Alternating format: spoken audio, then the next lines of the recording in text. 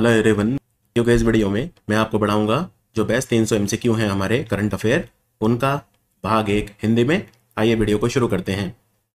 भारत ने अभी अभी एग्रीमेंट साइन किया है सेटा, यानी comprehensive economic and trade agreement. ये एक फ्री ट्रेड एग्रीमेंट है जो बहुत सारे फील्ड्स में इम्पैक्ट करेगा, जैसे गुड्स एंड सर्विसेज का trade, digital trade, telecom, labour mobility, intellectual property, बहुत सारे एरियाज को कवर करेगा। तो ये किसके साथ साइन किया है? ये हमने ब्रिटेन के साथ साइन किया है। और ये कब साइन किया है? 24 जुलाई को। तो ये डेट इंपॉर्टेंट है कि हमने ये एग्रीमेंट कब साइन किया है। तो 24 जुलाई को ये साइन हुआ था। इसको क्या बोलते हैं? इसको बोलते हैं comprehensive economic and trade agreement. अब ये फ्री ट्रेड एग्रीमेंट होता क्या है, इसको एक एग्जाम्पल से समझते हैं। मान लीजिए ब्रिटेन है, ब्रिटेन हमें कुछ बेच रहा है, लेट से गाड़ी बेच रहा है। जैसे ब्रिटेन की कंपनी है जैगुआर, जैसे लैंड रोवर, वैसे ये ब्रिटिश कंपनी है, इनकी ओनर टाटा है, लेकिन ब्रिटिश कंपनी है ये, राइट। तो अब जैगुआर, लैंड रोवर, इनकी जैसे लैंड रोवर की डिफेंडर गाड़ी इंडिया में काफ़ी फेमस हो गई है। ये गाड़ी लगभग 1.5 करोड़ रुपए से स्टार्ट होती है इंडिया में। इतनी महंगी क्यों है ये? इतनी महंगी इसलिए है, मान लेते हैं गाड़ी का प्राइस है 75 लाख, तो 75 लाख रुपए सरकार इस पर टैक्स लगा देती है, तो ये फिर डबल हमें पड़ती है, 1.5 करोड़ की पड़ती है। अब ये जो सरकार ने इसको टैक्स लगाया तो इसका रेट डबल हो गया। और ये टैक्स क्यों लगाया? सबसे पहली बात तो ये, क्या सरकार ने ये टैक्स इसलिए लगाया कि सरकार की कमाई ज़्यादा हो जाए? ये भी रीज़न हो सकता है, लेकिन जो मेन रीज़न होता है वो ये है कि हमारी डोमेस्टिक जो इंडस्ट्री है उसको प्रोटेक्ट करने के लिए। अगर सरकार इस पर टैक्स नहीं लगाएगी तो ये इंडिया में 75 लाख की बिकेगी, और 75 लाख की बिकेगी तो फिर हमारी जो डोमेस्टिक गाड़ियों की कंपनियां हैं, जैसे मारुति है या टाटा है, महिंद्रा है, इनकी जो गाड़ियां हैं उनकी सेल पे प्रभाव पड़ेगा, बहुत ज़्यादा प्रभाव पड़ेगा। तो इसीलिए टैक्स लगाया जाता है, अपनी डोमेस्टिक मैन्युफैक्चरिंग को प्रोटेक्ट करने के लिए लगाया जाता है, राइट। अब फ्री ट्रेड एग्रीमेंट में क्या होता है? फ्री ट्रेड एग्रीमेंट में ये होता है, यही काम ब्रिटेन भी करता है। हम जो आइटम ब्रिटेन को बेचते हैं उन पे ब्रिटेन बहुत भारी टैक्स लगाता है, कस्टम टैक्स, कई तरह के टैक्स लगाता है, इंपोर्ट टैक्स वगैरह। तो उनको महंगा कर देता है, जिससे उनकी डोमेस्टिक चीज़ें जो हैं वो बची रहें। तो फ्री ट्रेड एग्रीमेंट में ये होता है कि आप हमारी प्रोडक्ट पे टैक्स मत लगाओ, हम आपके प्रोडक्ट पे टैक्स नहीं लगाएंगे, तो हमारे प्रोडक्ट आपके कंट्री में सस्ते हो जाएंगे तो उनकी सेल बढ़ेगी, और आपके प्रोडक्ट हमारे कंट्री में सस्ते हो जाएंगे तो उनकी सेल बढ़ेगी। यानी दोनों कंट्रीज के बीच में जो बाईलेटरल ट्रेड है वो बढ़ेगा, वो बढ़ेगा। तो कुछ आंकड़ों पर नजर डालते हैं। भारत और ब्रिटेन के बीच में जो व्यापार था वो कितना था? फाइनेंशियल ईयर अगर हम 25 की बात करें, जो लेटेस्ट डेटा अवेलेबल है मिनिस्ट्री ऑफ कॉमर्स की वेबसाइट पे, तो जो हमने ब्रिटेन में एक्सपोर्ट किया है फाइनेंशियल ईयर 25 में वो था 14.5 बिलियन डॉलर। ये थे इंडिया के एक्सपोर्ट यूके में। और जो हमने यूके से खरीदा सामान फाइनेंशियल ईयर 25 में, वो खरीदा 8.6 बिलियन डॉलर। यानी आप देख सकते हैं हमारा एक ट्रेड सरप्लस है, हम ब्रिटेन को बेचते ज़्यादा हैं और खरीदते ब्रिटेन से कम है। तो इसके साथ हम एक ट्रेड सरप्लस एंजॉय करते हैं, जैसे अमेरिका के साथ हमारा ट्रेड सरप्लस है। अब ये आप व्यापार देखें तो 24 बिलियन डॉलर के आसपास का होगा रफली, राइट। तो हमारा टारगेट क्या है, हमें कितना करना है? तो सरकार ने टारगेट ये दिया है कि दोनों कंट्रीज के बीच में जो व्यापार है, जो अभी 23-24 अरब डॉलर के आसपास है, ये बढ़ के हो जाएगा 2030 तक 112 अरब डॉलर। वो क्यों? इतना कैसे बढ़ जाएगा? ऑलमोस्ट 4.5 से 5 गुना तक कैसे हो जाएगा? Because of this free trade agreement, इस फ्री ट्रेड एग्रीमेंट की वजह से, राइट। तो इसके बारे में देखते हैं। तो इंडिया और यूके ने इसको साइन किया है, सेटा को। इस एग्रीमेंट में भारत के 99% प्रोडक्ट जो हम ब्रिटेन को बेचते हैं उन पे टैरिफ पूरी तरह से खत्म हो जाएगा। तो सोचिए भारत के एक्सपोर्ट कितने बढ़ जाएंगे यूके में। और कुछ प्रोडक्ट ऐसे हैं, जैसे भारत मेरीन प्रोडक्ट बहुत बेचता है ब्रिटेन में, टेक्सटाइल, लेदर, प्रोसेस फूड, और ये काफ़ी एम्प्लॉयमेंट इंटेंसिव सेक्टर है, बहुत लोगों को रोजगार देता है टेक्सटाइल सेक्टर। मेरीन प्रोडक्ट है, मछली पकड़ना, उसको प्रोसेस करना। तो इन पे जो टैरिफ था वो 70% तक था, वो एकदम जीरो हो जाएगा। तो हमारे ये सारे प्रोडक्ट ब्रिटेन में बहुत सस्ते हो जाएंगे और इनकी सेल बहुत ज़्यादा बढ़ेगी। इससे भारत में, क्योंकि ये एम्प्लॉयमेंट इंटेंसिव सेक्टर है, तो इनसे ना सिर्फ इन कंपनीज का प्रॉफिट बढ़ेगा, सेल बढ़ेगी, बल्कि एम्प्लॉयमेंट भी ज़्यादा मिलेगी। तो ये एक तरह से बहुत बड़ी विक्ट्री देखी जा रही है, क्योंकि इसमें मेरीन प्रोडक्ट हैं, इसमें प्रोसेस फूड है, तो इंडियन एग्रीकल्चर के लिए काफ़ी बड़ी ये विक्ट्री देखी जा रही है, राइट। इसके अलावा ब्रिटेन भारत के 1800 जो इंडियन शेफ हैं, खाना बनाने वाले, योगा इंस्ट्रक्टर और आर्टिस्ट, उनको हर साल कॉन्ट्रैक्चुअल सर्विस कोटा के तहत अलाउ करेगा, यानी 1800 भारत के शेफ, योगा इंस्ट्रक्टर और आर्टिस्ट हर साल ब्रिटेन जा पाएंगे काम करने के लिए। एक और इसमें चीज़ करी है, Indian professionals exempt from UK social security payment for 3 years. Bharat के जो लोग ब्रिटेन में काम करने जाएंगे उनको 3 साल तक सोशल सिक्योरिटी के पेमेंट नहीं देने। जैसे ब्रिटेन में भी सोशल सिक्योरिटी की स्कीम्स है, जैसे इंडिया में भी हैं। इंडिया में जैसे प्रधानमंत्री जीवन ज्योति बीमा योजना, तो इन सब में प्रीमियम देना पड़ता है। ऐसे ही ब्रिटेन में जो सोशल सिक्योरिटी है उसके लिए आपको पेमेंट करनी पड़ती है। तो 3 साल तक लेकिन इंडियन प्रोफेशनल्स को वहाँ पे कोई पेमेंट नहीं करनी पड़ेगी। और यहाँ पे आप देख सकते हैं, जैसे प्रोसेस्ड फूड पे पहले टैरिफ 70% तक था, अब एकदम जीरो है। वेजिटेबल ऑयल्स पे जीरो है, पहले 20% तक था। ट्रांसपोर्ट ऑटो पे पहले 18% तक था, अब जीरो है। तो ऐसे करके बहुत सारे भारत के प्रोडक्ट हैं, जैसा मैंने बताया ऑलमोस्ट 99% हमारे प्रोडक्ट हैं, उन पे ये ख़त्म कर दिया गया है। एक और बहुत ज़बरदस्त चीज़ इसमें हुई है, वो क्या, वो ये कि ब्रिटेन अलाउ करेगा 75,000 इंडियन वर्कर्स को कि वो शॉर्ट टर्म जो है वहाँ पे जाके ब्रिटेन में काम कर सकते हैं। 75,000 इंडियन वर्कर्स, और वो इंडिया में जो अपना सोशल सिक्योरिटी पेमेंट कर रहे हैं वो मतलब वो करते रहें, लेकिन उनको ब्रिटेन में सोशल सिक्योरिटी पेमेंट नहीं देना पड़ेगा। ठीक है, नहीं देना पड़ेगा, ये क्लियर है, 3 साल तक नहीं देना पड़ेगा। तो 75,000 इंडियन वर्कर्स को ये लिमिट लगा दी है कि 75,000 इंडियन वर्कर वहाँ 3 साल तक जाएंगे और उनको कोई सोशल सिक्योरिटी पेमेंट नहीं देना पड़ेगा। और क्योंकि उन्हें सोशल सिक्योरिटी पेमेंट नहीं देना पड़ेगा तो उनकी टेक होम सैलरी बढ़ जाएगी। और ब्रिटेन जो है वो, जैसा मैंने बताया, 1800 इंडियन लोगों को वीज़ा देगा जो शेफ़ हैं, योगा इंस्ट्रक्टर हैं या म्यूजिशियन हैं। अच्छा, ब्रिटेन को क्या फ़ायदा इससे? ब्रिटेन की भी चीज़ों पे हम जो है टैक्स कम कर रहे हैं। जैसे ब्रिटेन, अब यूके में क्या क्या आता है? यूके में स्कॉटलैंड आता है, यूके में इंग्लैंड आता है, यूके में वेल्स आता है, यूके में नॉर्दर्न आयरलैंड आता है। अब जैसे स्कॉटलैंड की विस्की बिकती है इंडिया में, बहुत महंगी बिकती है, बहुत महंगी, राइट?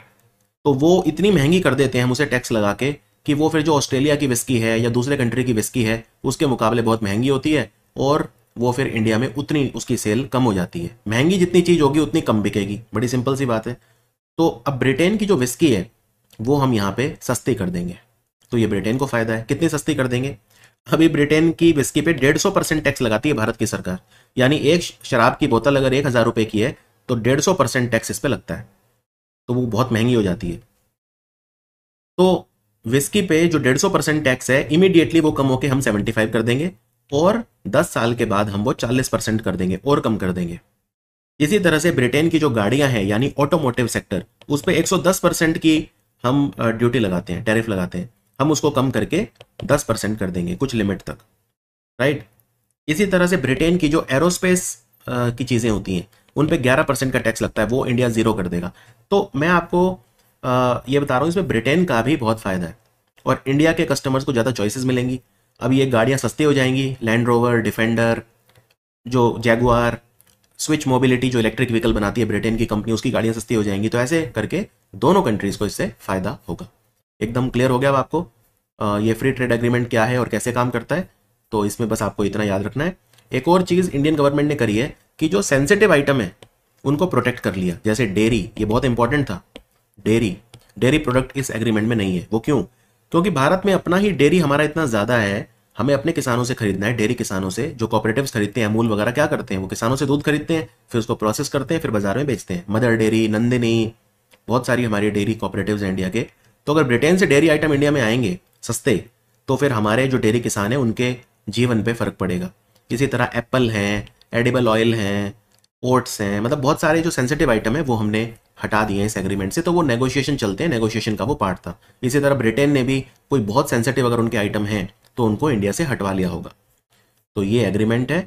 और भारत और ब्रिटेन के बीच में एक विजन भी है जिसको बोलते हैं विजन 2035, यानी हमें जो दोनों कंट्री हैं उनको हेल्प करनी है एक दूसरे की, डिफेंस सेक्टर में, टेक्नोलॉजी में, इनोवेशन में। तो ये जो एग्रीमेंट है ये हमारा जो विजन 2035 है दोनों कंट्रीज़ का, उसको भी रियलाइज करने में हेल्प करेगा। तो ये एग्रीमेंट है हमारा। अब हम आगे बढ़ते हैं। गीतांजलि श्री एक लेखिका हैं, इन्हें मिला है पेन ट्रांसलेट्स अवार्ड। इनकी किताब जिसका नाम है वंस एलिफेंट्स लिव्ड हेयर, यहाँ हाथी रहते थे, इस किताब को लिखा है गीतांजलि श्री ने, तो पेन ट्रांसलेट अवार्ड मिला है। ये जो बुक है ये किसने ट्रांसलेट करी है हिंदी से इंग्लिश में? ये करी है डेजी रॉकवेल ने, डेजी रॉकवेल। और अगर आपको याद हो, गीतांजलि श्री की किताब आई थी रेत समाधि, जिसके लिए इन्हें इंटरनेशनल बुकर प्राइज मिला था 2022 में। वो किताब भी इन्होंने ही ट्रांसलेट करी थी, डेजी रॉकवेल ने। तो अब इन्हें पेन ट्रांसलेट अवार्ड दिया गया है। ये एक ऑर्गेनाइजेशन के द्वारा दिया जाता है जिसका नाम है इंग्लिश पेन। इंग्लिश पेन ये लंदन बेस्ड एक ह्यूमन राइट्स ऑर्गेनाइजेशन है, तो उनके द्वारा ये अवार्ड दिया जाता है और ये गीतांजलि श्री को मिला है। गीतांजलि श्री को ये मिला है। इसमें एक दो चीज़ें और याद रखनी है। बहुत सारी ऐसी किताबें थी जो विनर्स थी, सिर्फ ऐसा नहीं है कि एक ही किताब थी। हाँ, लेकिन इंडिया से सिर्फ एक थी, और वो इंडिया से जो एक है बस उतना आपको याद रखना है। गीतांजलि श्री, किताब का नाम है वंस एलिफेंट्स लिव्ड हेयर। यहाँ पे एक चीज नोटिस करेंगे, यहाँ पे लिखा है PEN translates into salt winner. ये सॉल्ट विनर क्या होता है? सॉल्ट मतलब होता है South Asian literature in translation. India भी एक साउथ एशियन कंट्री है, तो South Asian literature in translation. तो साउथ एशिया से एक तो सारा शगुफ्ता पाकिस्तान की, इनकी उर्दू किताब है जिसको ट्रांसलेट करा जावेरिया हसनैन ने। इनकी किताब का नाम है आइज आइज आइज। इसे भी ये मिला है क्योंकि ये भी साउथ एशिया से हैं। तो South Asian literature in translation. English PEN जो ऑर्गेनाइजेशन है वो एक काम और भी करता है, वो ट्रांसलेट करने में भी हेल्प करता है। पैसा, ट्रांसलेशन के जो पैसा वगैरह है उसका भी खर्चा वो उठाता है, राइट। तो ये काम भी इंग्लिश पेन करता है। इनफैक्ट अभी आपको याद होगा 2025 का जो इंटरनेशनल बुकर प्राइज है वो किसको मिला है? भारत की बानू मुश्ताक को, जिनकी कन्नड़ भाषा की किताब थी, क्या नाम था? Heart lamp. Heart lamp Kannada से इंग्लिश में ट्रांसलेट करी थी। वो किसने ट्रांसलेट करी थी? दीपा भश्ती ने। तो इन्हें ये जो ट्रांसलेशन में हेल्प करी थी इंग्लिश पेन ऑर्गेनाइजेशन ने ही करी थी। इंग्लिश पेन ऑर्गेनाइजेशन ने करी थी। गीतांजलि श्री वैसे मैनपुरी जो है यूपी में, वहां से है, बहुत जानी मानी, क्योंकि इन्हें इंटरनेशनल बुकर भी मिल चुका है और अब इन्हें पेन ट्रांसलेट अवार्ड भी मिला है। By the way, PEN translate award जो है 2012 में स्टार्ट हुआ था इंग्लिश पेन ऑर्गेनाइजेशन के द्वारा। इंग्लिश पेन ऑर्गेनाइजेशन के द्वारा। और जो मैंने बताया पेन ट्रांसलेट्स इनटू सॉल्ट, यानी सॉल्ट के साथ भी इनकी पार्टनरशिप है, यानी South Asian literature in translation, April 2024 से। तो एक एक्स्ट्रा अवार्ड भी ये देते हैं सॉल्ट कैटेगरी में। तो गीतांजलि श्री को south Asian literature in translation category में, यानी सॉल्ट कैटेगरी में ये अवार्ड मिला है। वैसे ये जो ऑर्गेनाइजेशन है इंग्लिश पेन, ये कब बनी थी? बहुत पुरानी है, 1921 में ये ऑर्गेनाइजेशन बनी थी।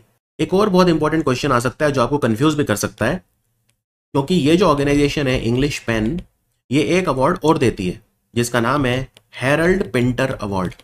इसका नाम ब्रिटेन के महान लेखक हैरल्ड पिंटर, जिन्हें नोबेल साहित्य पुरस्कार भी मिला था, उनके नाम पे रखा गया है हैरल्ड पिंटर अवार्ड। तो हैरल्ड पिंटर अवार्ड किसे मिला है इस बार का, जिसको पेन पिंटर अवार्ड भी बोलते हैं कई बार?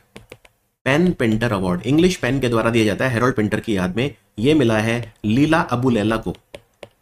लीला अबू लैला जो कि सुडानीज स्कॉटिश राइटर है। इनको सुडान की भी और स्कॉटलैंड दोनों की नागरिकता मिली हुई है। तो ये वाला जो क्वेश्चन है वो भी आ सकता है। यूनियन मिनिस्टर ऑफ कॉर्पोरेशन, हमारे जो सहकार मंत्री हैं, उन्होंने नेशनल कॉर्पोरेशन पॉलिसी को लॉन्च करा है जिससे हम पूरे कॉर्पोरेटिव सेक्टर को ग्रो कर सकें। तो ये जो नेशनल कॉर्पोरेटिव पॉलिसी है, इसको लॉन्च करने के लिए एक 48 मेंबर कमेटी बनी थी। इस कमेटी के चेयरमैन कौन थे? तो वो थे सुरेश प्रभु। अगर आपको याद हो, सुरेश प्रभु एक समय हमारे रेल मंत्री थे। यहां पे आप देख सकते हैं। एक और इंटरेस्टिंग चीज है, 2025 का साल इंटरनेशनल ईयर ऑफ कॉर्पोरेटिव्स के रूप में मनाया जा रहा है यूनाइटेड नेशंस के द्वारा। International Year of Cooperatives 2025।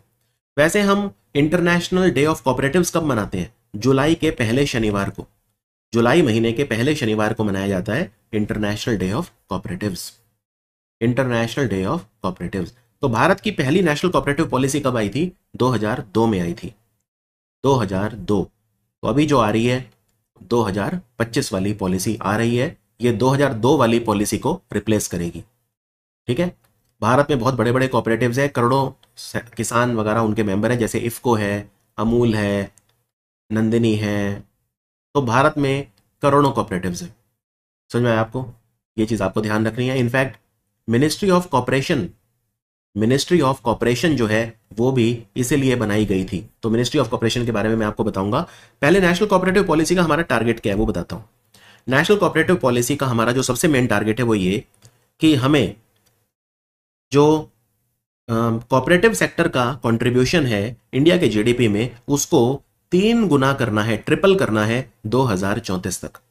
मैं रिपीट करता हूं, जो कोऑपरेटिव सेक्टर का कंट्रीब्यूशन है हमारे जीडीपी में वो हमें 3 गुना करना है 2034 तक।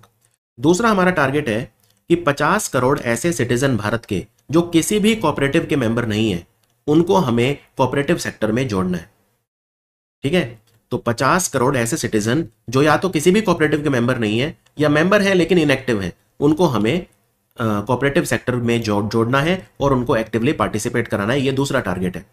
तीसरा टारगेट ये है कि भारत में जो नंबर ऑफ कोऑपरेटिव सोसाइटीज हैं, हमें अभी है लगभग 8.3 लाख कोऑपरेटिव सोसाइटीज इंडिया में, हमें इनका नंबर 30% बढ़ाना है। Increase the number of the cooperative societies by 30%। अभी जो हमारा नंबर है वो है 8.3 लाख। तो ये है, और इस पॉलिसी के तहत एक सरकार ने संगठन भी बनाया है, नेशनल कोऑपरेटिव एक्सपोर्ट्स लिमिटेड यानी NCEL, national cooperative exports limited. इसका ऑफिस नई दिल्ली में होगा और ये एक स्पेशल ऑर्गेनाइजेशन है जो कोऑपरेटिव सेक्टर के ग्लोबल एक्सपोर्ट्स बढ़ाएगा।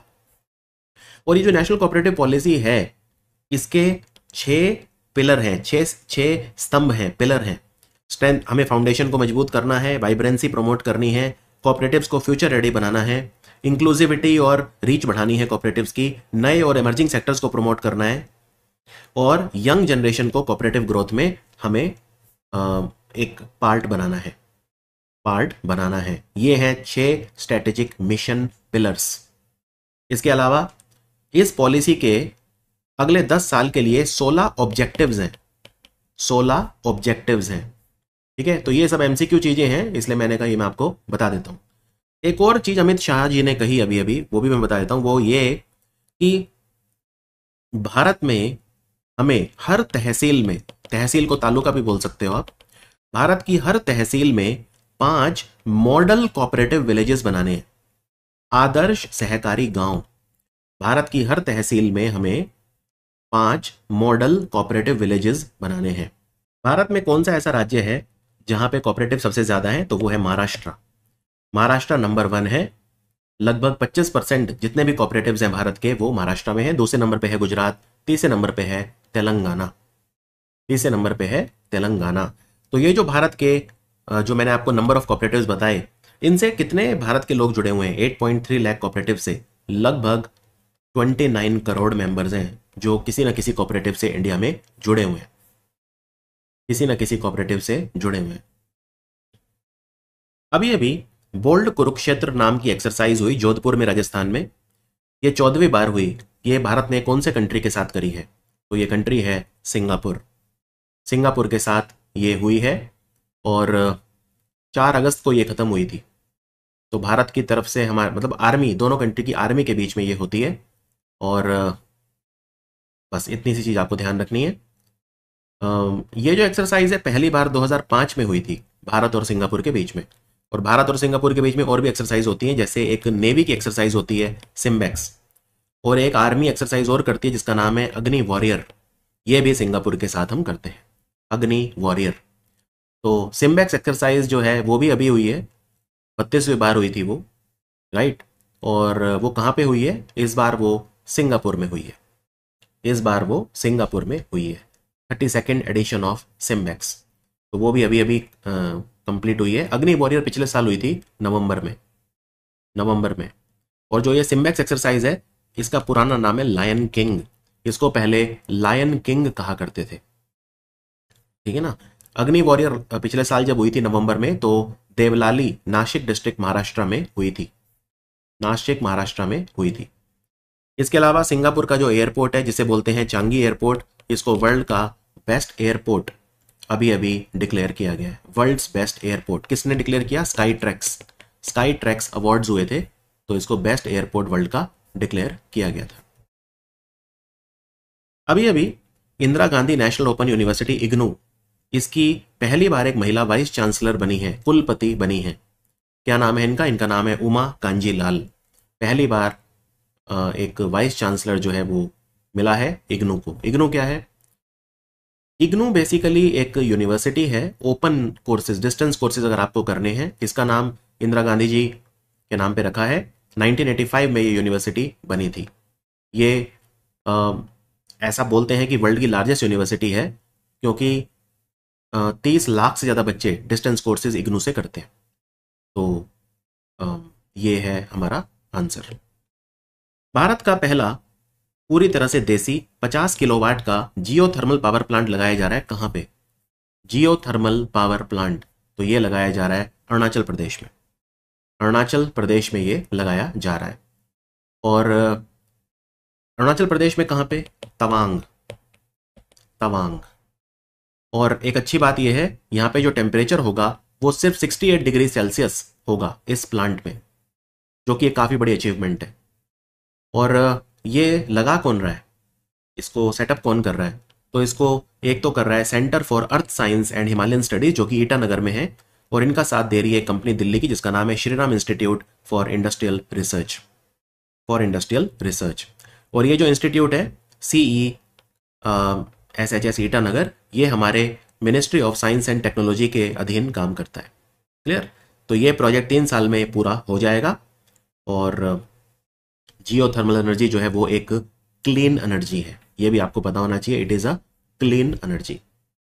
बाकी भारत में और भी जगह है जहाँ पे जियोथर्मल एनर्जी की बातें चल रही हैं, जैसे फॉर एग्जांपल मणिकरण जो कि हिमाचल में है, वहाँ पे भी जियोथर्मल एनर्जी की बात चल रही है इंडिया में। इसी तरह लद्दाख में भी जियोथर्मल एनर्जी की बात चल रही है। लद्दाख में कहाँ पे? पूगा वैली। लद्दाख में एक जगह है जिसको बोलते हैं पूगा वैली, तो वहाँ पे बात चल रही है। इसी तरह से हरियाणा में एक जगह है सोना, तो वहाँ पे भी जियोथर्मल एनर्जी की बात चल रही है। इस तरह से और भी जगह है, जैसे फॉर एग्जांपल एक जगह है लद्दाख में जिसका नाम है चूमाथांग। पूगा वैली के अलावा चूमाथांग, वहाँ पे भी एक अच्छी लोकेशन है जियोथर्मल एनर्जी की, तो वहाँ पे भी प्रोजेक्ट चल रहा है। तो ये सब चल रहा है। और अगर मैं आपसे पूछूं कि जियोथर्मल एनर्जी होती क्या है? जियो मतलब होता है जमीन, और थर्मल मतलब गर्म। तो हमारी धरती के नीचे से जो हीट आती है उस एनर्जी को हार्नेस करके हम इलेक्ट्रिसिटी जनरेट कर सकते हैं। इसको बोलते हैं जियोथर्मल एनर्जी। जैसे गर्म पानी के कुएं, गर्म पानी के चश्मे, गर्म वाटर, हॉट वाटर स्प्रिंग्स, ये सब होने चाहिए, उनसे हम बिजली बना सकते हैं, उसको बोलते हैं जियोथर्मल एनर्जी। कृषि समृद्धि योजना अभी अभी किस राज्य ने शुरू करी है? इसमें किसानों को एम्पावर किया जाएगा। किसानों को climate resilient agriculture, sustainable agriculture, low cost agriculture, farming practices वगैरह सिखाई जाएंगी। इसमें 25,000 करोड़ रुपए का जो खर्चा है वो होगा। तो महाराष्ट्र ने इसको स्टार्ट किया है, तो आंसर है option C, Maharashtra. Option C, Maharashtra, Krishi Samruddhi योजना। तो एग्रीकल्चर इंफ्रास्ट्रक्चर बनाया जाएगा, इसमें फार्म पॉन्ड्स बनाए जाएंगे, ड्रिप इरिगेशन को बढ़ावा दिया जाएगा, एग्रीकल्चर में मशीनरी को बढ़ावा दिया जाएगा, वाटर स्कैरसिटी को कम किया जाएगा। इस तरह की सब चीज़ें होंगी। अगर आपको कृषि समृद्धि योजना का लाभ लेना है तो आप महाराष्ट्र सरकार का पोर्टल है जिसको बोलते हैं महा डीबीटी पोर्टल, उस पर अगर आप किसान हैं तो अपने आप को रजिस्टर करिए, महा डीबीटी पोर्टल। और जो एग्री स्टैक, उससे भी इसको जोड़ दिया जाएगा। एग्री स्टैक, कृषि समृद्धि योजना स्कीम को, एग्री स्टैक एक डिजिटल प्लेटफॉर्म है जिसपे डेटा होता है बहुत सारा एग्रीकल्चर डेटा, तो वो किसानों के साथ शेयर किया जाएगा। ये डेटा सॉइल के बारे में, वेदर के बारे में, मार्केट ट्रेंड्स के बारे में होता है, तो वो भी किसानों के साथ शेयर किया जाएगा।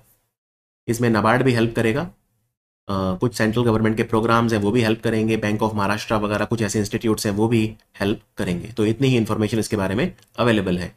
वैसे जो एग्री स्टैक लॉन्च हुआ था, कौन सी योजना के तहत हुआ था? डिजिटल एग्रीकल्चर मिशन, जो भारत सरकार ने लॉन्च किया था, डिजिटल एग्रीकल्चर मिशन, तो उसके तहत एग्री स्टैक लॉन्च किया गया था। मिनिस्ट्री ऑफ एग्रीकल्चर की स्कीम है डिजिटल एग्रीकल्चर मिशन, तो उसी के तहत एग्री स्टैक, कृषि decision support system, soil profile mapping, ये सब लॉन्च की गई थी। और किसानों को एक डिजिटल आइडेंटिटी, किसान आधार, एक तरह से फार्मर आईडी, वो भी दी जाएगी, इसमें वो भी दी जाएगी। इंडियन आर्मी ने एक एक्सरसाइज करी अभी अभी, जिसमें मेनली ड्रोन्स के बारे में थी एक्सरसाइज, कि ड्रोन्स का इस्तेमाल हमने देखा अभी ऑपरेशन सिंदूर में भी ड्रोन्स कितने यूजफुल रहे। तो इस एक्सरसाइज का नाम क्या है? जिसका नाम था ड्रोन प्रहार। ड्रोन प्रहार कहाँ पे की थी? ये म्यांमार बॉर्डर के पास की थी। म्यांमार बॉर्डर जो है भारत का, वहां पे इसको किया था। और इंडियन आर्मी को अभी अभी जो बहुत ही ज़्यादा शक्तिशाली AH-64E अपाचे जो हेलीकॉप्टर है वो भी अमेरिका ने दिए हैं। और हिंडन एयरबेस जो है गाजियाबाद, वहाँ पे आए हैं 3 हेलीकॉप्टर आए हैं AH-64 अपाचे।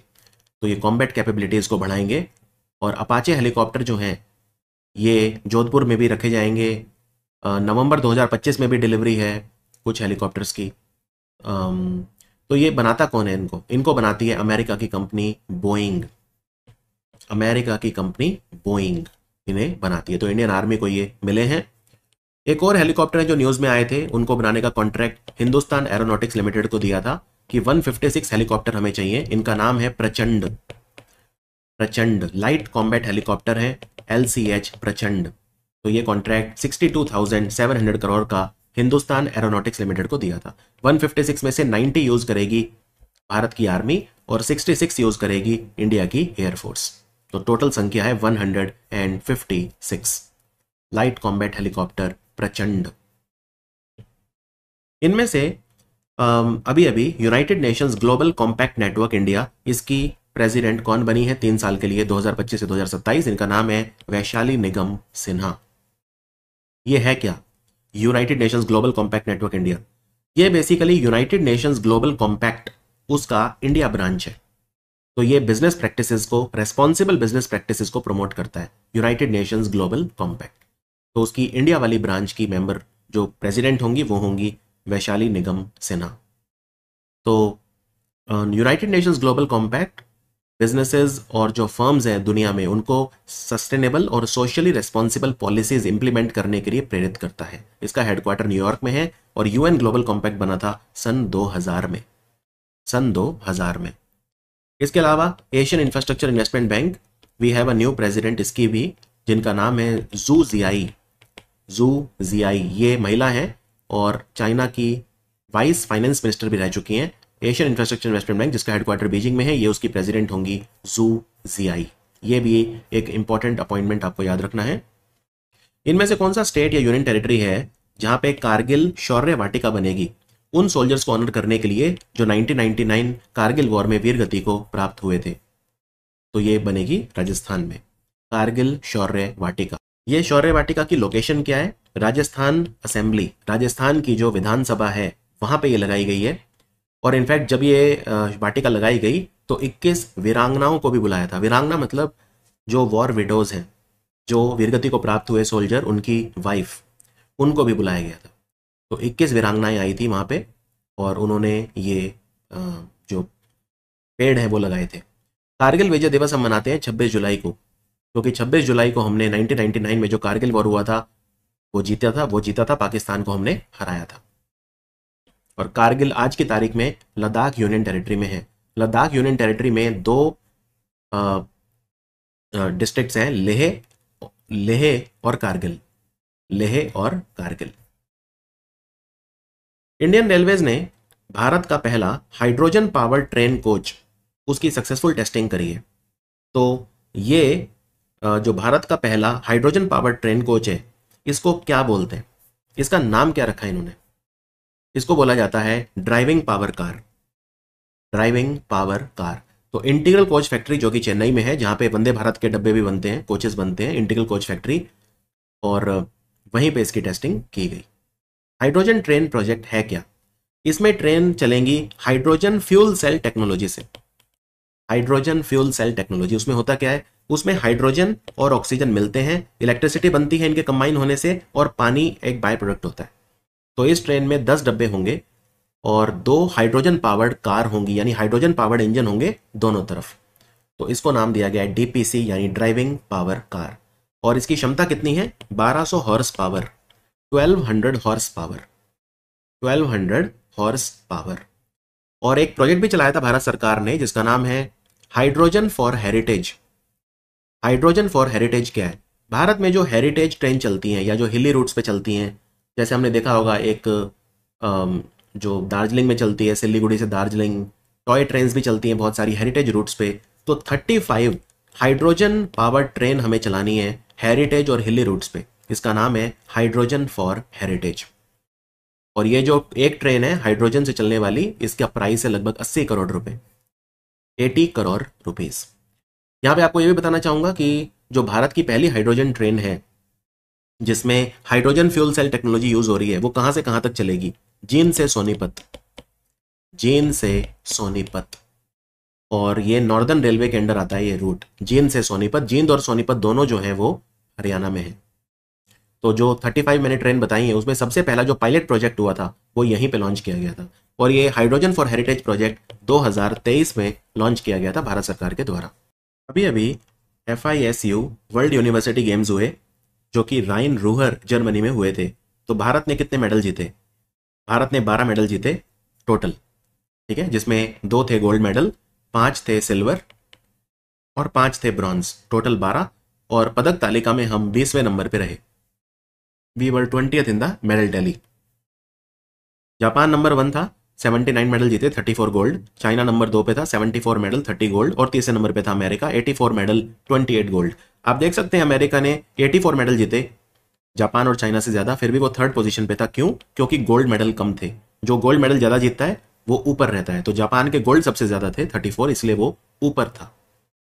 अब सवाल ये है, भारत में जो ये 2 गोल्ड जीते किसने जीते? इनके नाम आपको डेफिनेटली पता होने चाहिए। परनीत कौर और कुशल दलाल की जोड़ी तीरंदाजी में, आर्चरी में, और साहिल जाधव अगेन आर्चरी में। बस इनके नाम आप याद रख लो, उतना काफी है। जो ये वर्ल्ड यूनिवर्सिटी गेम हुए इसका मैस्कॉट क्या था? इसका मैस्कॉट एक पक्षी था, बर्ड था, जिसका नाम है वांडा। एक जर्मन बर्ड है जिसका नाम है Wanda.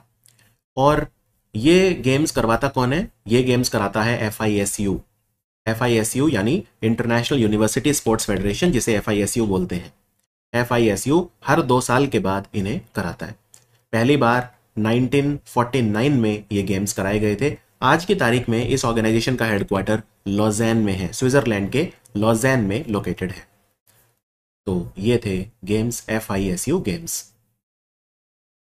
Prime minister of India, Bharat के प्रधानमंत्री ने एक सिक्का जारी करा है, स्मारक सिक्का, कॉमेमोरेटिव कॉइन, भारत के one of the greatest emperor Rajendra Chola one को सम्मानित करने के लिए at the Gangaikonda Cholapuram temple. ये टेम्पल कौन से स्टेट में लोकेटेड है? ये यूनेस्को वर्ल्ड हेरिटेज साइट है, the great Chola living temple बोलते हैं इन्हें। तो 3 टेम्पल आते हैं इसमें, और ये तीनों के तीनों जो हैं वो तमिलनाडु में है। तो आंसर है ऑप्शन बी, आंसर है option B, Gangaikonda Cholapuram temple. इतना ही नहीं, हम राजेंद्र चोल जो हैं उनकी 1000 ईयर सेलिब्रेट कर रहे हैं। 1000 ईयर किस चीज़ के? 1000 ईयर जब ये साउथ ईस्ट एशिया में गए थे समुद्री रास्ते से, तो उस चीज़ के 1000 साल हम सेलिब्रेट कर रहे हैं। आपको यहाँ पे बताना चाहूँगा कि जो चोल टेम्पल हैं जो यूनेस्को वर्ल्ड हेरिटेज साइट है वो कौन कौन से हैं। उससे पहले थोड़ा सा सिक्के के बारे में भी आपको बता दूं। ये है वो सिक्का, और ये आप देख सकते हैं 1000 रुपए का सिक्का है, क्योंकि हम 1000 years of naval expedition of emperor Rajendra Chola one हम उसको सेलिब्रेट कर रहे हैं, राइट। और जो ग्रेट चोल टेम्पल हैं उनमें एक आता है बृहदेश्वरा टेम्पल, बृहदेश्वरा टेम्पल। एक है गंगईकोंडा चोलापुरम टेम्पल, गंगईकोंडा चोलापुरम टेम्पल। और एक है ऐरावतीश्वर टेम्पल, ऐरावतीश्वर टेम्पल। और ये तीनों के तीनों तमिलनाडु में लोकेटेड है। यूनेस्को वर्ल्ड हेरिटेज साइट इन्हें डिक्लेयर किया गया था। ये जो गंगईकोंडा चोलापुरम टेम्पल है, यहाँ पे शिव भगवान का ये टेम्पल है मेनली। जो मेन डीटी है यहाँ पे वो है लॉर्ड शिवा की। बाय द वे ये जो सिक्का है ये चांदी का है, 40 ग्राम इसका वेट है, 44 mm इसका डायमीटर है। और इस पे लिखा भी हुआ है सम्राट राजेंद्र चोल के नौसैनिक अभियान के 1000 वर्ष पूरे। Securities and exchange board of India यानी सेबी, इन्होंने अभी अभी कोलैबोरेट करा है बहुत सारे मार्केट इंफ्रास्ट्रक्चर इंस्टीट्यूशंस के साथ और association of mutual funds in India के साथ, और एक मीडिया कैंपेन लॉन्च किया है। इस मीडिया कैंपेन का नाम क्या है? ये मीडिया कैंपेन इन्वेस्टर प्रोटेक्शन के लिए भी है और फाइनेंशियल स्कैम ना हो उसके लिए भी है। तो सेबी ने इसको लॉन्च किया है। तो इसका जो नाम है वो है SEBI versus scam, SEBI versus scam. तो इसमें बहुत सारे मेजर इंफ्रास्ट्रक्चर इंस्टीट्यूशन मार्केट के, जैसे National Stock Exchange, Bombay Stock Exchange, Central Depository Services Limited, NSDL, Multi Commodity Exchange, इन सब ने भी अपना सपोर्ट दिया है। हमें बेसिकली इन्वेस्टर्स को एजुकेट करना है फ्रॉडुलेंट स्कीम्स और डिसेप्टिव प्रैक्टिसेस के बारे में। डिसेप्टिव प्रैक्टिसेस, धोखाधड़ी वगैरह, उन सब के बारे में हमें उन्हें सचेत करना है। अभी अभी वीर परिवार सहायता योजना स्टार्ट करी है किसने, जिसमें जो डिफेंस पर्सोनेल हैं उनके परिवार वालों को कानूनी सहायता दी जाएगी। डिफेंस पर्सोनेल आर्मी पे होते हैं, आर्मी नेवी एयरफोर्स, मतलब अपने घर से दूर होते हैं। ऐसे में अगर उनके परिवारों को कोई भी कानूनी सहायता चाहिए तो वो नालसा प्रोवाइड करेगा, नेशनल लीगल सर्विसेज अथॉरिटी। तो नालसा ने केंद्रीय सैनिक बोर्ड और जो विभिन्न राज्यों के सैनिक बोर्ड हैं और जिला सैनिक बोर्ड, इन सब के साथ मिलके ये लॉन्च करा है। मिनिस्ट्री ऑफ डिफेंस, ये जो जितने भी सैनिक बोर्ड हैं ये सारे मिनिस्ट्री ऑफ डिफेंस के department of ex serviceman welfare के अधीन आते हैं। तो नालसा ने department of ex serviceman welfare के अधीन आने वाले सारे बोर्ड्स के साथ मिलके, मिनिस्ट्री ऑफ डिफेंस के जो बोर्ड्स हैं ये सारे, उनके साथ मिलके ये लॉन्च किया है नालसा। तो इसका काम यही है कि जब वो घर पर नहीं होते और अगर उनके परिवार वालों को कोई भी कानूनी सहायता चाहिए तो नालसा उनको प्रोवाइड करेगा। ठीक है, ये ध्यान रखिए। नालसा कब बना था? नालसा बना था 1995 में under the legal services authorities act of 1987। नई दिल्ली में इसका हेडक्वार्टर है। इसका काम है फ्री लीगल सर्विस प्रोवाइड करना, फ्री लीगल सर्विस प्रोवाइड करना इसका काम है। एशिया कप जो क्रिकेट टूर्नामेंट है वो कहाँ पर हो रहा है? तो वो यूएई में हो रहा है, दुबई और अबू धाबी में। न्यूट्रल वेन्यू, इंडिया और पाकिस्तान क्योंकि खेल रहे हैं तो न्यूट्रल वेन्यू पे होंगे सारे टूर्नामेंट 2027 जिनमें भी इंडिया और पाकिस्तान खेलेंगे। और एशिया कप को कौन करवा रहा है? Asian cricket council. Asian cricket council का हेडक्वार्टर आज की तारीख में दुबई में है और इवन आईसीसी का हेडक्वार्टर भी दुबई में है। इस बार एशिया कप T20 फॉर्मेट में हो रहा है। पिछली बार एशिया कप वनडे फॉर्मेट में हुआ था। T20 फॉर्मेट में फिर इस बार क्यों हो रहा है? क्योंकि मेंस T20 वर्ल्ड कप होने वाला है इंडिया और श्रीलंका में। मेंस T20 वर्ल्ड कप होने वाला है इंडिया और श्रीलंका में। और मेंस T20 वर्ल्ड कप में इटली की टीम जो है उसने फर्स्ट टाइम एवर क्वालिफाई किया है मेंस T20 वर्ल्ड कप में। इंडियन ओलंपिक एसोसिएशन, इन्होंने किस पर्सन को अपने फुल टाइम सीईओ के रूप में रेटिफाई कर दिया है? सीईओ कौन होंगे इंडियन ओलंपिक एसोसिएशन के? रघुराम अय्यर। ओके। और आईओए की प्रेसिडेंट कौन है? प्रीति उषा। और आईओए के सीईओ कौन होंगे? रघुराम अय्यर। तो सीईओ में और प्रेसिडेंट में कंफ्यूज मत होना। आईओए का हेडक्वार्टर न्यू दिल्ली में है और जो भी मतलब ये ऑफिशियल इंडिया की बॉडी है ओलंपिक गेम्स के लिए। इनमें से कौन सा कंट्री है जो यूनेस्को को विड्रॉ कर रहा है 31 दिसंबर 2026 से? यानी 30 दिसंबर तक ये मेंबर रहेगा, लेकिन 31 दिसंबर 2026 से मेंबर यूनेस्को का नहीं रहेगा। तो ये है अमेरिका। ये तीसरी बार है। पहली बार 1984 में, फिर 2017 में और अब तीसरी बार ये विड्रॉ कर रहा है। राइट। 1984 में जब विड्रॉ किया था यूनेस्को से तो रोनाल्ड रीगन के कहने पर किया था, उस समय वो राष्ट्रपति थे। फिर 19 साल के बाद 2003 में दोबारा ज्वाइन कर लिया था यूनेस्को को। फिर 2017 में ट्रंप ने विड्रॉ कर लिया था, उन्होंने कहा कि यूनेस्को एंटी इजराइल है। और फिर 2023 में जब जो बाइडेन है उन्होंने फिर यूनेस्को की मेंबरशिप ले ली और अब फिर से विड्रॉ कर लिया है। और यूनेस्को का 8% बजट अमेरिका से आता है, तो काफ़ी फाइनेंशियल गैप्स फिर देखने को मिल सकते हैं। बाकी अभी इंडिया की एक प्लेस है Salkhan fossil park Sonbhadra UP में, उसको टेंटेटिव लिस्ट ऑफ यूनेस्को में जगह मिली है। और अगले साल के लिए हमारा नॉमिनेशन है सारनाथ वाराणसी, जो इंडिया का ऑफिशियल नॉमिनेशन है अगले साल के लिए, यानी 2025-26 के लिए। भारत के पहले रेटिना आंख के पर्दे के डॉक्टर कौन थे जिनकी डेथ अभी अभी हो गई? तो काफी महान डॉक्टर थे ये, भारत के पहले रेटिना स्पेशलिस्ट। इनका नाम है डॉक्टर पी नम स्वामी। डॉक्टर पेरुमल सामी इनका नाम था। ऑप्थेल्मोलॉजिस्ट थे, ये तमिलनाडु से थे। और इनका जो हॉस्पिटल है बहुत फेमस है, अरविंद आई केयर। तो पहले रेटिना स्पेशलिस्ट थे, इन्हें पद्मश्री भी मिला था 2007 में। अभी अभी संसद रत्न अवार्ड ये इनमें से किसे मिला है? तो ये रवि किशन जो फेमस एक्टर भी थे और सांसद भी हैं उन्हें मिला है। ये सांसद रत्न अवार्ड होते क्या हैं?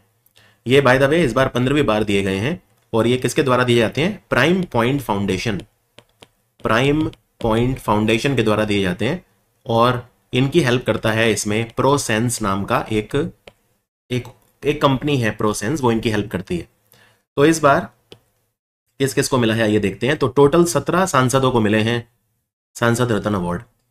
इनमें भारती हरि मेहताब हैं BJP Odisha, NK Premachandran RSP Kerala, Supriya सूले NCP Sharad Pawar Maharashtra, Shrirang अप्पा बारने शिवसेना महाराष्ट्र। तो महाराष्ट्र से कितने लोग हैं इस बार? महाराष्ट्र से 5 और 2 7, तो 7 लोग हैं महाराष्ट्र से जिन्हें मिला है, 7 सांसद हैं महाराष्ट्र से ही। स्मिता उदय वाघ बीजेपी, अरविंद सावंत शिवसेना, उद्धव बालासाहेब ठाकरे, नरेश महास्के शिवसेना, प्रोफेसर गायकवाड़ वर्षा एकनाथ कांग्रेस और मेधा विश्राम कुलकर्णी बीजेपी। इसके अलावा यूपी से प्रवीण पटेल और रवि किशन, निशिकांत दुबे और विद्युत महातो झारखंड, दोनों बीजेपी से हैं। प्रवीण पटेल और रवि किशन दोनों बीजेपी से हैं यूपी। राजस्थान से दोनों बीजेपी के हैं, PP चौधरी और Madan Rathore. CN Annadurai DMK party और डॉक्टर दिलीप सेकिया बीजेपी असम। तो इन सबको मिला है महाराष्ट्र को 7 सबसे ज्यादा मिले हैं 17 में से, राइट। इसके अलावा 2 कमेटीज को भी अवार्ड मिले हैं। एक कमेटी है standing committee on finance. Standing committee on finance के चेयरमैन थे भर्तृहरि मेहताब जो बीजेपी उड़ीसा से हैं, और स्टैंडिंग कमेटी ऑन एग्रीकल्चर जिसके चेयरमैन है चरणजीत सिंह चन्नी कांग्रेस पंजाब। तो 2 स्टैंडिंग कमेटीज को भी इस बार अवार्ड मिले हैं। यूपी झारखंड और राजस्थान से 2-2 अवार्ड ईच, उड़ीसा तमिलनाडु केरला और असम से 1-1 अवार्ड।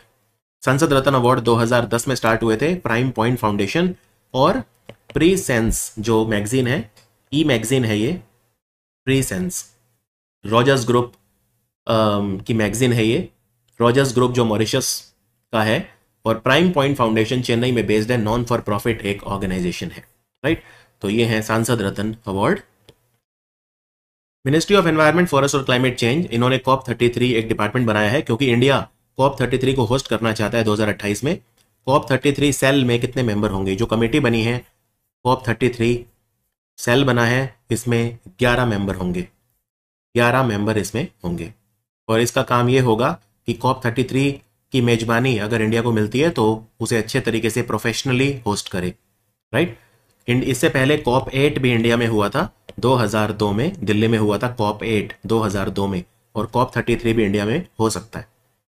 तो COP28 दुबई में हुआ था, COP29 जो पिछले साल हुआ था, COP30 इस साल ब्राजील में होगा, राइट। और COP28 जब हुआ था दुबई में, तब प्रधानमंत्री मोदी ने कहा था कि हम COP33 को होस्ट करना चाहते हैं। फिर COP29 पिछले साल हुआ था अजरबैजान की राजधानी बाकू में, अजरबैजान की राजधानी बाकू में। COP मतलब United Nations framework convention on climate change की जो एनुअल कॉन्फ्रेंस होती है, जिसे बोलते हैं conference of parties, conference of parties. तो COP33 सेल बनाया है इंडिया ने और 11 मेंबर इसमें होंगे। Department of School Education and Literacy, इन्होंने My Career Advisor app launch करी है। इसमें पर्सनलाइज कैरियर गाइडेंस मिलेगी टू स्कूल स्टूडेंट्स। ये जो प्लेटफॉर्म है किसने डेवलप करा है? Pandit Sundarlal Sharma Central Institute of Vocational Education जो कि भोपाल में है, उसके साथ मिलकर।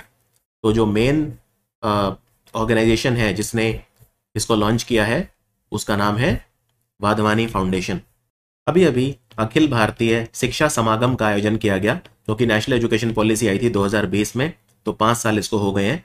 तो 5th एनिवर्सरी के उपलक्ष्य में अखिल भारतीय शिक्षा समागम, ये हर साल होता है जब भी नेशनल एजुकेशन पॉलिसी की जो एनिवर्सरी है वो होती है।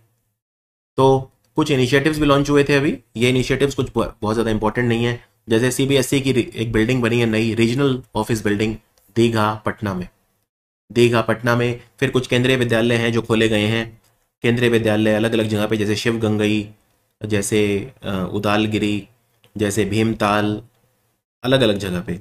NCERT जो है उनकी एक नई बिल्डिंग बन रही है, central administrative building, NCERT headquarter जो आर्ट चीनी मेहरौली दिल्ली में लोकेटेड है, दिल्ली में लोकेटेड है, ये ध्यान रखना है आपको।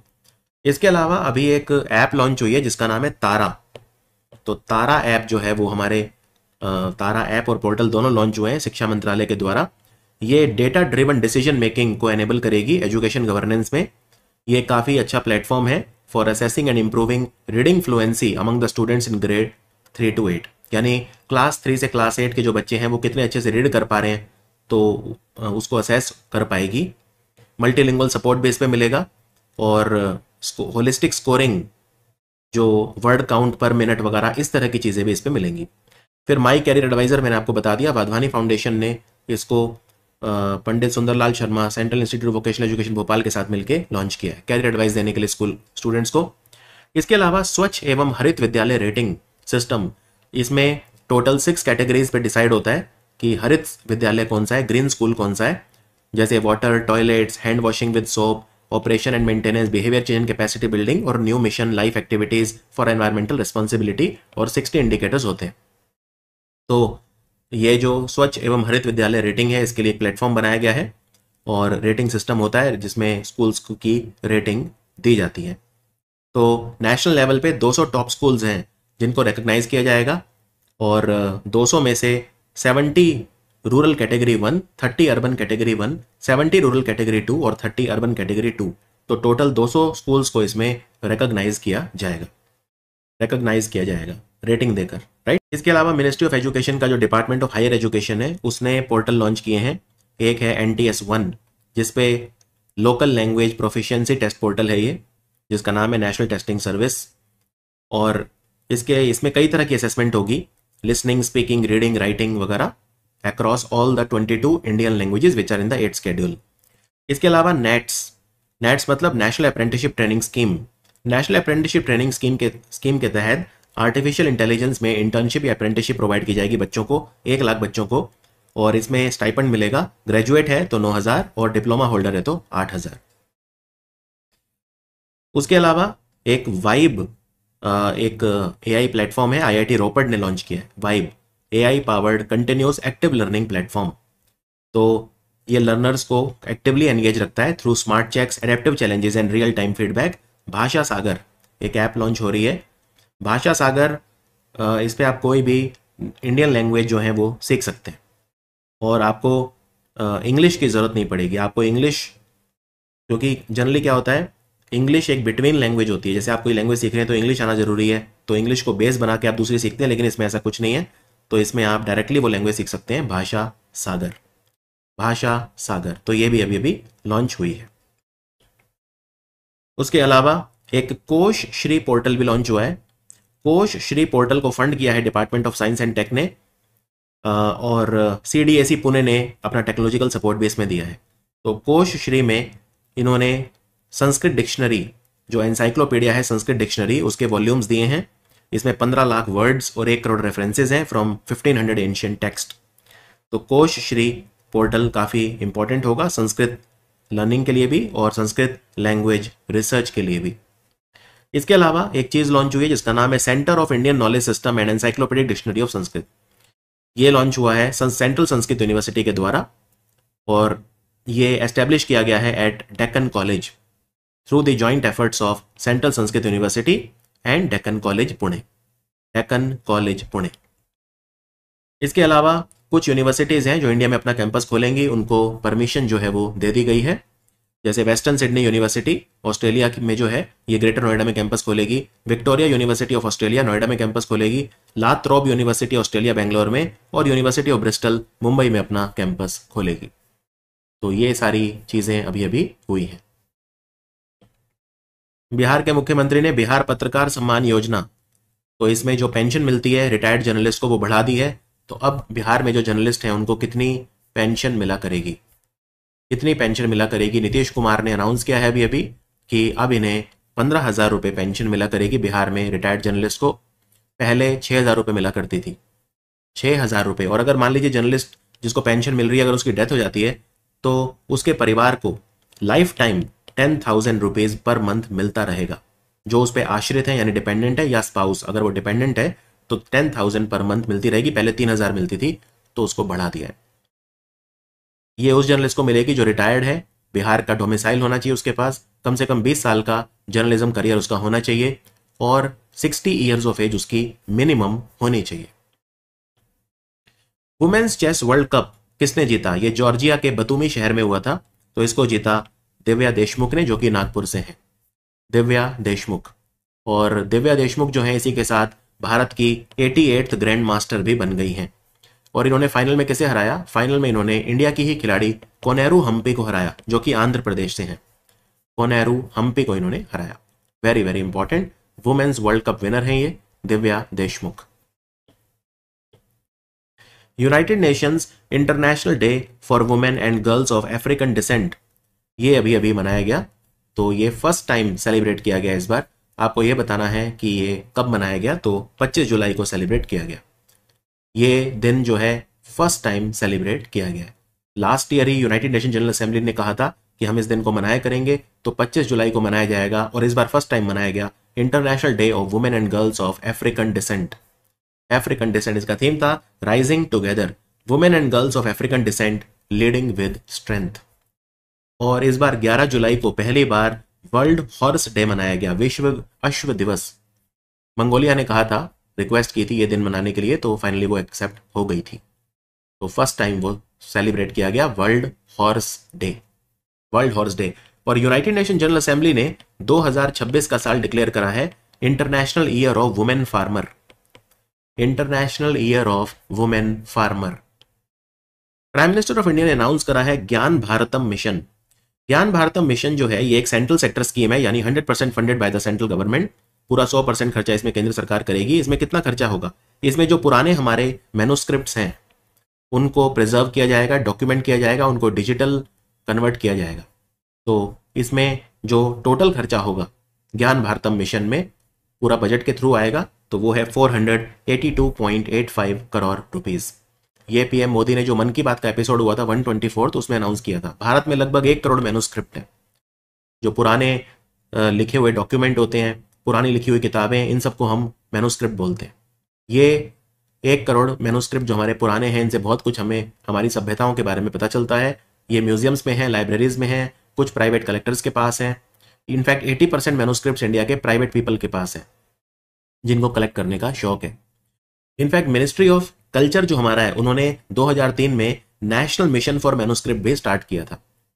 उसके बाद भारत सरकार ने नेशनल मिशन ऑन मैन्युस्क्रिप्ट को उसका नाम चेंज करके अभी ज्ञान भारतम मिशन कर दिया, बजट में अनाउंस किया था। तो फाइनली इसके लिए एलोकेशन सरकार ने अनाउंस कर दिया है। तो ये ज्ञान भारतम मिशन जो है ये कब से कब तक चलेगा, ये 2031 तक चलेगा, 2031 तक चलेगा, 2024 से 2031, तो 7 साल के लिए चलेगा। और इसके लिए जो मिनिस्ट्री होगी वो होगी ministry of culture, ministry of culture. McDonald's जो है उन्होंने प्रोटीन प्लस स्लाइस बनाया है। बर्गर जो होता है, बर्गर के बीच में प्रोटीन प्लस स्लाइस लगाया जाएगा। जैसे बर्गर के बीच में मैकालू टिक्की बर्गर है तो बीच में आलू होता है। अब इन्होंने एक special protein plus slice burger के बीच में लगाएंगे, जिससे भारत में प्रोटीन, बर्गर आप खाओ तो प्रोटीन भी आपको मिले। ये प्रोटीन प्लस स्लाइस बनाया किसने, इस प्रोटीन प्लस स्लाइस को बनाया गया है central food technology research institute, जो कि मैसूरू में है, जो CSIR के अंडर काम करता है, यानी ministry of science and tech. तो इन्होंने डेवलप किया है और मैकडॉनल्ड्स इसका यूज करेगा। ये 100% वेजिटेरियन है और प्रोटीन की जरूरतों को भी पूरा करेगा, प्रोटीन की जरूरतों को भी पूरा करेगा। इससे पहले जो CFTRI है, उन्होंने मैकडॉनल्ड्स के लिए एक मल्टी मिलेट बन भी बनाया था। मल्टी मिलेट बन, यानी जो श्री अन्न होता है जिसे मिलेट्स बोलते हैं, मोटा अनाज, उसका एक बन BUN, वो भी बनाया था CFTRI के साथ मिलकर ही। अगर आप ये प्रोटीन प्लस स्लाइस खाएंगे तो आपको 5 ग्राम प्रोटीन मिलेगा, 5 ग्राम प्रोटीन मिलेगा। CFTRI मैसूरू में है, 1950 में बना था। यूनियन मिनिस्टर ऑफ फाइनेंस ने नया इनकम टैक्स मैस्कॉट लॉन्च किया है अभी 166 इनकम टैक्स डे के अवसर पर। इस मैस्कॉट का नाम आपको बताना है। इनकम टैक्स डिपार्टमेंट हमारा CBDT है, वैसे इसका नाम है मधुकर। मधुकर ये बेसिकली एक मधुमक्खी है, मधुकर ये मैस्कॉट होगी। और 24 जुलाई को हमने अभी अभी इनकम टैक्स डे मनाया। इनकम टैक्स डे क्यों मनाया जाता है, 1857 में वॉर हुई थी, फर्स्ट फ्रीडम स्ट्रगल भी कहते हैं जिसे।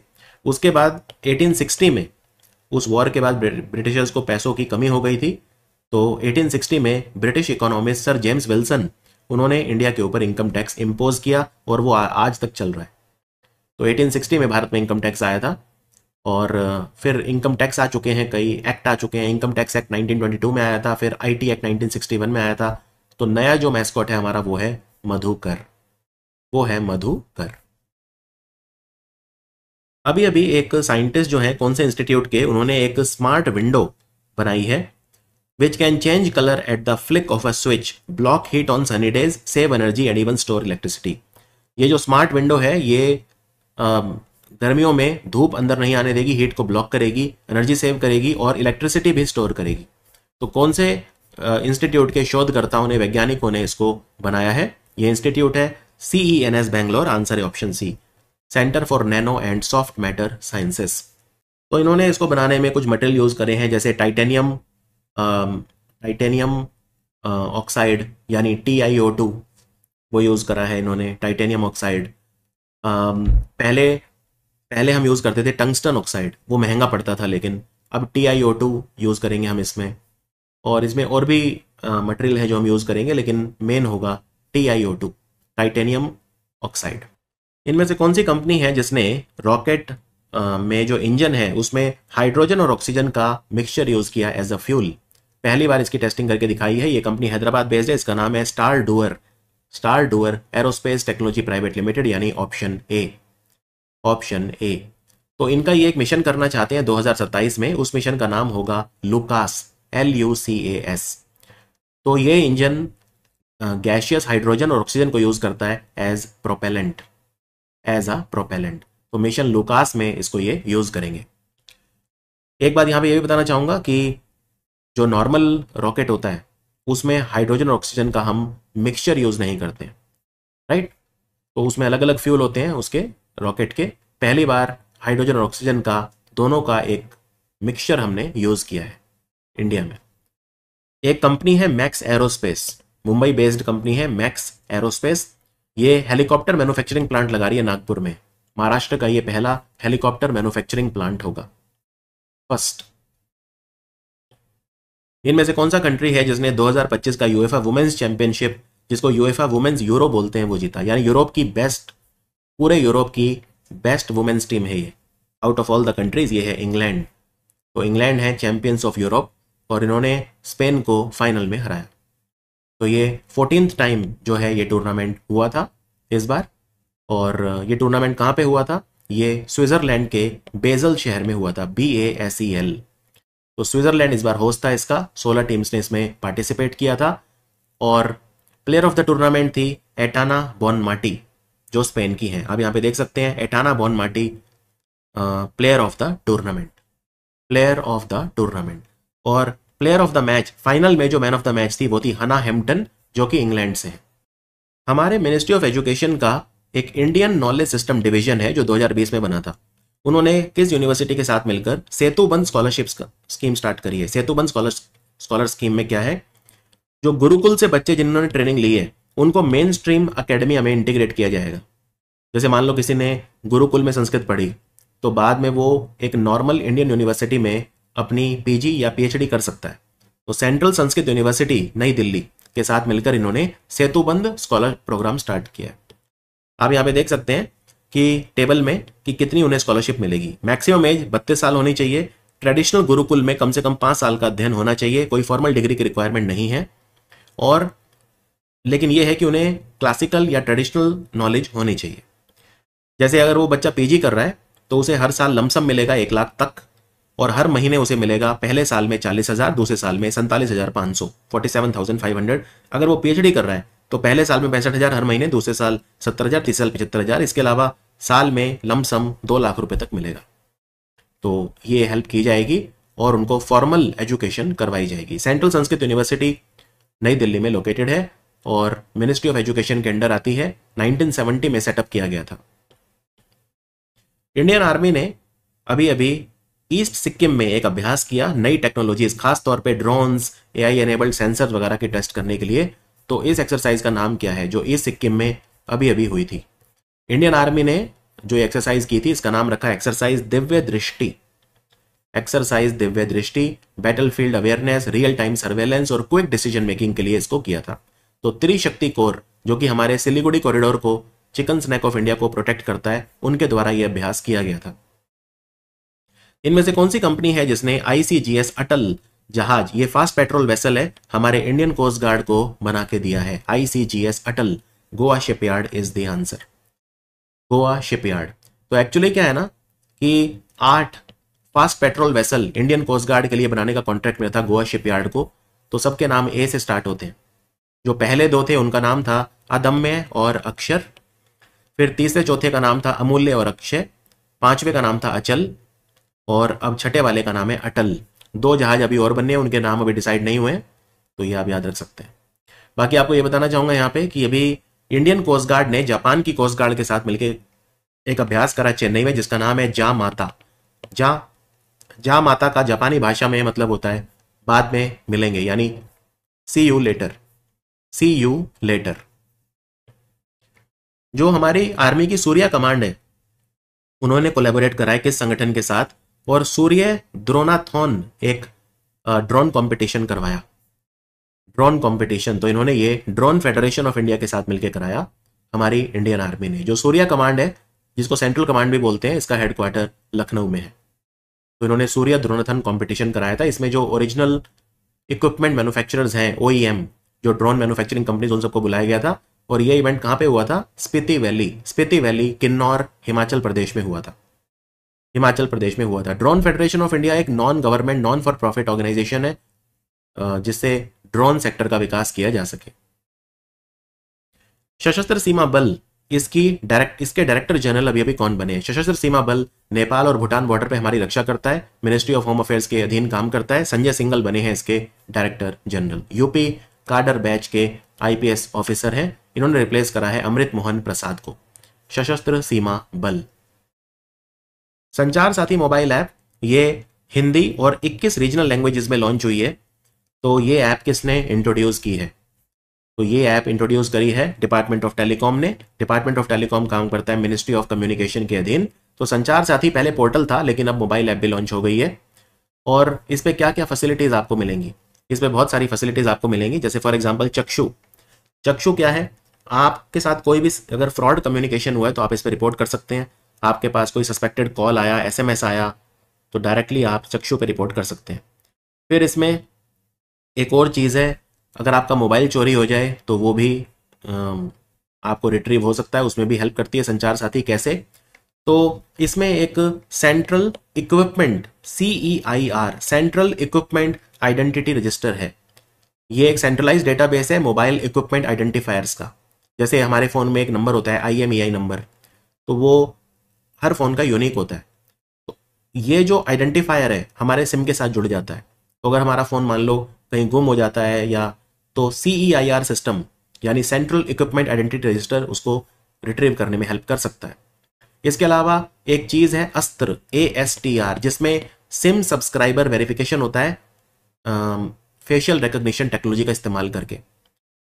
क्योंकि कई लोग फेक डॉक्यूमेंट से कनेक्शन ले लेते हैं, तो ये जो फेशियल रिकग्निशन टेक्नोलॉजी है ये उसको पकड़ सकती है। तो अस्त्र नाम का टूल भी संचार साथी के साथ इंटीग्रेटेड है। तो संचार साथी में ये सारी फैसिलिटीज आपको मिलती हैं। अभी एक रिपोर्ट आई है भारत सरकार की, status of tigers in the Kaziranga tiger reserve. Kaziranga tiger reserve में जो टाइगर डेंसिटी है वो कौन से नंबर पे सबसे ज्यादा है पूरे इंडिया में? तो वो है 3rd। तो ये जो रिपोर्ट है ये क्या बताती है?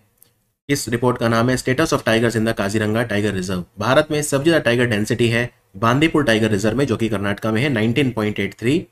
टाइगर डेंसिटी का मतलब क्या होता है? यानी हर 100 स्क्वायर किलोमीटर में कितने टाइगर हैं? तो बांदीपुर में 19.83 टाइगर हैं। कॉर्बेट उत्तराखंड में, वहां पे 19.56 सेकंड हाईएस्ट, और 3rd हाईएस्ट है काजीरंगा में 18.65 टाइगर पर 100 स्क्वायर किलोमीटर। तो ये डेटा आया है, वेरी इंपॉर्टेंट क्वेश्चन। बिहार के मुख्यमंत्री नीतीश कुमार ने बुद्धा सम्यक दर्शन म्यूजियम और मेमोरियल स्तूप का उद्घाटन अभी किया है। तो ये कहाँ पे किया है? बिहार में। ये किया है वैशाली में, वैशाली डिस्ट्रिक्ट। बुद्ध सम्यक दर्शन म्यूजियम और बुद्ध सम्यक दर्शन स्तूप दोनों 72 एकड़ जमीन पे ये बने हैं, और पिंक सैंडस्टोन से बना है ये स्तूप भी और म्यूजियम भी। पिंक सैंडस्टोन जो कि राजस्थान से आया था। इसकी नींव 2019 में रखी गई थी। इस स्तूप की जो हाइट है वो है 33.10 मीटर, और इसका इंटरनल डायमीटर है 37.8 मीटर और एक्सटर्नल डायमीटर है 49.8 मीटर। इसकी हाइट जो सांची स्तूप है मध्य प्रदेश में, जो कि यूनेस्को वर्ल्ड हेरिटेज साइट है, उससे डबल है। काफी बड़ा स्तूप बनाया है, राइट। इसके लिए जो पत्थर है वो भरतपुर से आया था। वंशी पहाड़पुर जो जगह है, भरतपुर डिस्ट्रिक्ट राजस्थान, वहां से आया था। महाराष्ट्र की सरकार ने अनाउंस करा है डॉक्टर MS स्वामीनाथन का जन्मदिन जो होगा वो सस्टेनेबल एग्रीकल्चर डे के रूप में मनाया जाएगा महाराष्ट्र में। तो किस दिन की बात हो रही है? ये बात हो रही है 7 अगस्त की, जो कि सस्टेनेबल एग्रीकल्चर डे के रूप में मनाया जाएगा। और हम MS स्वामीनाथन जी की 100th एनिवर्सरी भी सेलिब्रेट कर रहे हैं। लास्ट ईयर इन्हें 2024 में भारत रत्न भी मिला था। और महाराष्ट्र सरकार ये भी कह रही है कि जितनी भी एग्रीकल्चर यूनिवर्सिटी है महाराष्ट्र में, सब में डॉक्टर एम एस स्वामीनाथन के नाम पे बायो हैप्पीनेस सेंटर्स ओपन किए जाएंगे। बायो हैप्पीनेस सेंटर्स, ये बायो हैप्पीनेस का कॉन्सेप्ट जो है ये डॉक्टर एम एस स्वामीनाथन ने ही दिया था। तो बायो हैप्पीनेस क्या होती है? आपने ये पहले कहीं पे वर्ड सुना है बायो हैप्पीनेस? बायो हैप्पीनेस का मतलब होता है वो हैप्पीनेस जो जो ह्यूमन वेलबींग और बायोडाइवर्सिटी को मर्ज करके आती है, उसको बायो हैप्पीनेस बोलते हैं। बायो हैप्पीनेस आती है जब आप जो इंडिविजुअल्स हैं जो फूड कल्टीवेट करते हैं, जो इकोसिस्टम्स को रेस्टोर करते हैं, जो सस्टेनेबल लाइवलीहुड प्रमोट करते हैं, उसकी वजह से जो हैप्पीनेस आती है उसको बोलते हैं बायो हैप्पीनेस। तो महाराष्ट्र की हर एग्रीकल्चर यूनिवर्सिटी में बायो हैप्पीनेस सेंटर स्थापित किए जाएंगे और यहाँ पे एग्रीकल्चर इनोवेशन, एग्रीकल्चर एंटरप्रेन्योरशिप, इन सबको बढ़ावा दिया जाएगा। डॉक्टर एम एस स्वामीनाथन, इन्हें father of green revolution in India भी कहा जाता है। प्राइम मिनिस्टर ऑफ इंडिया प्रधानमंत्री मोदी जी ने अभी अभी जो पैठानी साड़ी होती है उसके क्राफ्ट्समैनशिप को प्रेज किया। ये जो पैठानी साड़ी है इसको जीआई टैग भी मिला हुआ है। ये कौन से राज्य से आती है? ये महाराष्ट्र से आती है। पैठानी साड़ी, इसको कई बार महावस्त्र भी बोलते हैं, राइट? तो मेनली छत्रपति संभाजी नगर, वहां पे एक जगह है पैठान, तो वहां से आती है पैठानी साड़ी। इस पे गोल्ड या सिल्वर थ्रेड वर्क किया होता है साड़ी के ऊपर और ये सिल्क साड़ीज होती हैं। इसरो ने निसार सैटेलाइट को लॉन्च किया है। ये दुनिया की पहली अर्थ ऑब्जर्वेशन सैटेलाइट है जो dual frequency synthetic aperture L band और एस बैंड दोनों को यूज कर रही है एक ही रॉकेट में। तो इन्होंने किसके साथ मिलकर लॉन्च किया है इसे नासा के साथ मिलकर लॉन्च किया।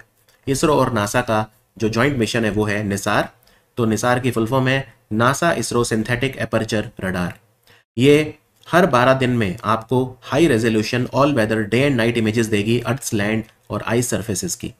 इस सैटेलाइट का वजन है 2392 किलोग्राम और ये धरती से दूर सन सिंक्रोनस ऑर्बिट में 747 किलोमीटर दूर धरती से हमने इसको इंसर्ट किया है। इसके अलावा ये अर्थक्वेक पे भी नजर रखेगी। 5 साल इसकी लाइफ है। Earthquake, seismic activity, volcanoes, forest mapping, ये सब ये कर पाएगी। ये पहला मिशन है जो इंडिया और अमेरिका ने मिलकर किया है।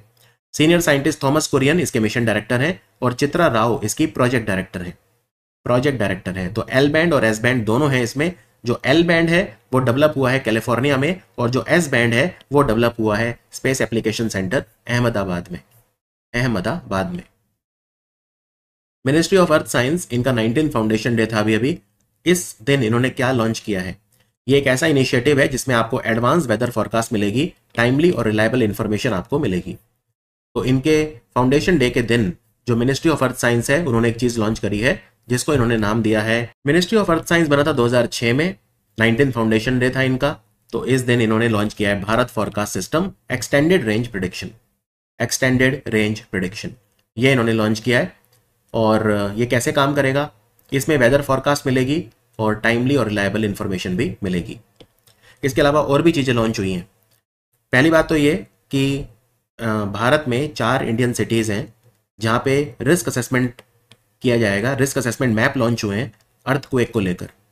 तो ये से हैं गुवाहाटी असम, देहरादून उत्तराखंड, सूरत गुजरात और तिरुवनंतपुरम केरला। तो सीज्मिक माइक्रोजोनेशन मैप्स लॉन्च हुए हैं। रिस्क असेसमेंट मैप है ये 4 इंडियन सिटीज़ के लिए, जिसमें अर्थक्वेक हजार्ड्स का रिस्क असेसमेंट किया जाएगा to support urban planning and disaster mitigation. इसके अलावा मैरीन वेदर फोरकास्टिंग को लेके, ओशियनोग्राफिक डेटा फोरकास्टिंग वगैरह को लेके भी टूल्स लॉन्च हुए हैं। पिपराहवा रेलिक्स, जो अवशेष हैं पिपराहवा के, लॉर्ड बुद्धा से एसोसिएटेड हैं। तो अभी अभी ये भारत वापस आए हैं। तो किस कंपनी ने अपना सपोर्ट दिखाया इनको इंडिया में वापस लाने के लिए? ये है गोदरेज इंडस्ट्रीज लिमिटेड। 127 साल के बाद ये वापस आए हैं। 1898 में इनकी खोज हुई थी। फिर ये ऑक्शन हो गए थे हांगकांग में और अभी ये फाइनली इंडिया रिटर्न हो गए हैं। जब इनकी खोज हुई थी तब इनके साथ क्या हुआ था? बेसिकली पिपराहवा एक जगह है, वहाँ पे एक पुराना स्तूप है, वहाँ पे ये मिले थे 1898 में। Piprahwa Siddharth Nagar district of UP में लोकेटेड है। तो ये एक्सकवेशन हुआ इनका। एक इंग्लिश ऑफिसर थे विलियम क्लैक्सटन। तो ये ऐसा माना जाता है भगवान बुद्ध के हड्डियों के अवशेष हैं यहाँ पे, और कुछ जेम्स वगैरह भी थे यहाँ पे, बोन फ्रेगमेंट्स थे। तो वो सारे पिपराहवा रेलिक्स थे। इनमें कुछ गोल्ड ऑर्नामेंट या इस तरह की चीज़ें भी थी, जेम स्टोन्स वगैरह। फिर इनको इंडियन म्यूजियम कोलकाता में रखा गया अगले ही साल 1899 में। उसके बाद इनको गिफ्ट कर दिया गया to the king of Siam. और किंग ऑफ सियाम की जो फिर परिवार है, अभी जो उनके वंशज हैं, उन्होंने इनको ऑक्शन करना चाहा हांगकांग में। तो वो रोक दिया भारत सरकार ने, लीगल एक्शन थ्रेटन किया, क्योंकि भारत की संपत्ति है, इसको कोई और ऑक्शन नहीं कर सकता।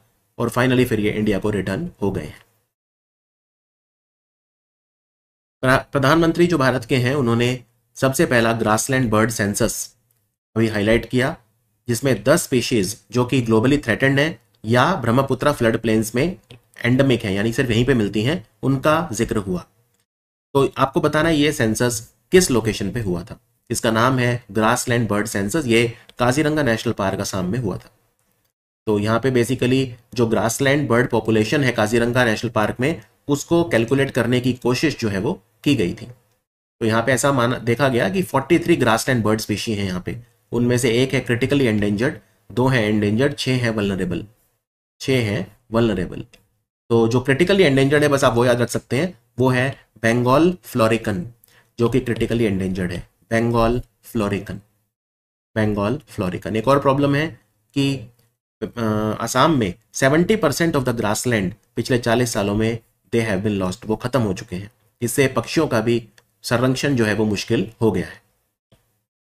अभी अभी एक 100 दिन तक कैंपेन जिसका नाम है सक्षम निवेशक, ये किसने स्टार्ट किया? 28 जुलाई को स्टार्ट हुआ था, 6 नवंबर तक चलेगा।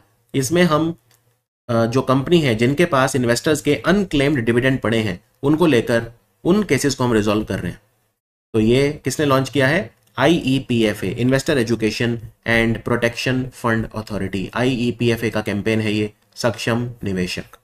सक्षम निवेशक IEPFA ministry of corporate affairs के अंडर काम करता है। 2016 में ये संगठन बना था, नई दिल्ली में इसका हेडक्वार्टर है। इनमें से कौन व्यक्ति है जो अभी अभी वाइस चेयरमैन बना है और एडिटोरियल चेयरमैन बना है एशिया पैसिफिक टेलीकॉम जिसे बोलते हैं एशिया पैसिफिक टेलीकम्युनिटी, उनके world radio communication conference preparatory group का, जो 2027 में होगी। तो अभी पटाया में इनकी एशिया पैसिफिक टेलीकॉम की कॉन्फ्रेंस हुई थी, वहां पे डिसीजन लिया गया। ये है भारत भाटिया। तो अभी बेसिकली एशिया पैसिफिक कॉन्फ्रेंस हुई थी और उसके बाद बड़ी कॉन्फ्रेंस होगी वर्ल्ड रेडियो कम्युनिकेशन कॉन्फ्रेंस। तो अभी एशिया वाली हुई थी, तो एशिया वाली जो हुई थी वो पटाया में हुई थी, थाईलैंड में। उनका प्लेनरी सेशन वहाँ पे हुआ था, वहाँ पे डिसीजन लिया गया। और जो वर्ल्ड रेडियो कम्युनिकेशन कॉन्फ्रेंस होगी, जिसको WRC27 कहा जा रहा है, वो कहाँ पे होगी? शंघाई में। ये 4 साल में एक बार होती है। इसका आयोजन करता है ITU, इंटरनेशनल टेलीकम्युनिकेशन यूनियन, जिसका हेडक्वार्टर जनेवा में है। इनमें से कौन सा ऑर्गेनाइजेशन है जिसने फीमेल कैटेगरी को लेकर कुछ नए रूल्स बनाए हैं? तो एक टेस्ट होता है SRY जीन टेस्ट। इसमें यह टेस्ट देना होगा to compete in the female category. ये टेस्ट डिटरमाइन करेगा कि आप फीमेल हैं या नहीं है, क्योंकि कई बार देखा गया है कि कुछ ट्रांसजेंडर वगैरह या कोई मेल है, वो ऑपरेशन वगैरह करा के फीमेल कैटेगरी में पार्टिसिपेट करते हैं। तो ये गाइडलाइंस दी हैं वर्ल्ड एथलेटिक्स ने। ये रूल्स 1 सितंबर 2025 से लागू हो जाएंगे। तो किसी को भी फीमेल कैटेगरी में compete करना है अगर वर्ल्ड चैंपियनशिप्स में, तो उनको ये once in a lifetime test कराना होगा फॉर दी SRY जीन। एक जीन होता है SRY जीन। अगर SRY जीन आपके पास है तो मतलब आपके पास Y क्रोमोसोम है, और Y क्रोमोसोम का मतलब है कि आप मेल हैं। तो फीमेल में जो SRY जीन है वो एब्सेंट होगा, यानी Y क्रोमोसोम एब्सेंट होगा। फीमेल होमोगेमेटिक होती है, यानी उनके क्रोमोसोम होते हैं XX, और मेल के होते हैं XY। यूनियन कैबिनेट ने अप्रूव करी है सेंट्रल सेक्टर स्कीम, जिसका नाम है grant in aid to national cooperative development corporation NCDC 2025-26 से 2028-29 तक। तो इसमें कितना खर्चा सरकार करेगी? NCDC जो है national cooperative development corporation, Bharat में कोऑपरेटिव्स के विकास के लिए काम करता है, और इसकी क्षमता बढ़ाने के लिए 2000 करोड़ रुपए का खर्चा किया जाएगा 2025-26 से 2028-29, राइट। तो ये फंडिंग की जाएगी। लगभग 13,000 से ज़्यादा, मतलब ऐसी भारत में कोऑपरेटिव सोसाइटीज़ हैं अलग अलग फील्ड में, जिनको NCDC बेनिफिट करता है, जो NCDC की मेंबर हैं, आप ये कह सकते हैं। और NCDC क्या करता है वैसे? ये कोऑपरेटिव्स को लोन देता है थ्रू द स्टेट गवर्नमेंट या डायरेक्टली।